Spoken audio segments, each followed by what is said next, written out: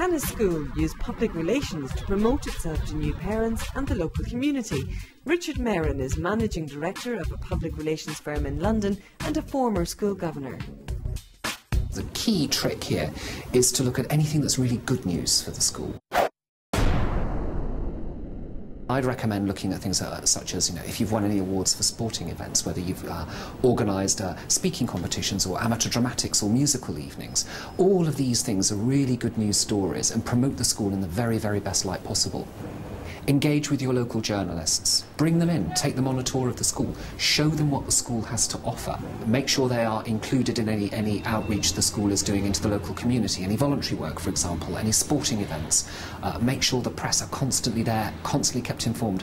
Now, they may not turn up to everything, but the important point is that you are doing it, and when they do report, the impact is tremendous. I'm Annie Gammon, the head teacher here at Stoke Newington School, and I'm delighted to welcome you here.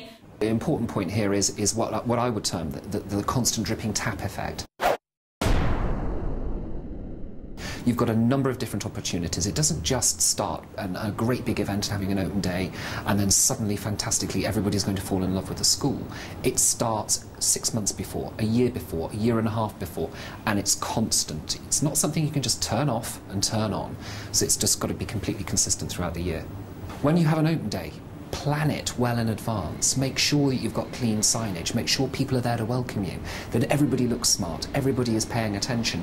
And when parents leave, a simple thing, just give them a little goodie bag. It could be the Ofsted report, it could be anything, but just make sure that they leave feeling highly positive about the school, because the school plays a vital role in the local community, and all of those elements need to be drawn together, and every time that school gate opens for the parents, it is on show.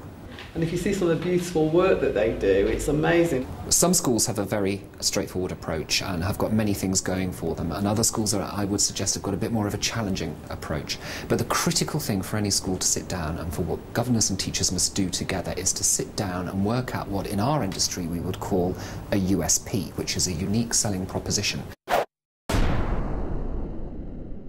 And that is to find out that 1, 2 or possibly maximum 3 things that you can really focus on and really promote on in terms of the school.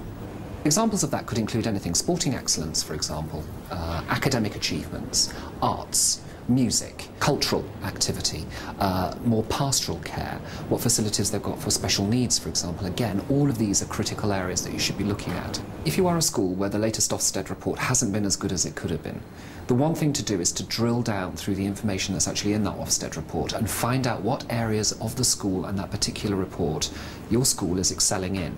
Focus on those and promote those. And certainly where the areas where you've got the 3 and the 4s for, you be honest, but you don't, I would say you don't prioritise them. At the end of the day, a parent will take away an Ofsted report.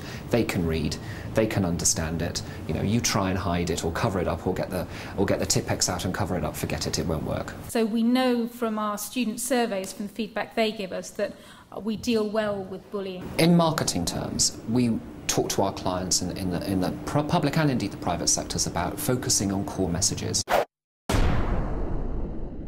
That is absolutely true to a school as it is to a private sector company.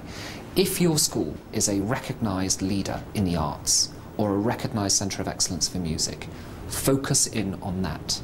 Don't muddy the water by lots of different messages going out there. It confuses people. There are lots of different marketing tools that you can deploy as a school, and I've certainly seen one. My own school, where I was a governor, had beautiful brochures which were sent out to prospective parents. That's an extremely important tool to use because it shows the school in a very, very positive light. There has been talked about that certain schools should be doing, for example, advertising, but realistically, an advert, even in a local newspaper, can cost £2,000, £3,000, £4,000 for a page. Why would you want to spend that money? And when a school itself can actually engage in just talking to the press and bringing them along, that doesn't cost you anything.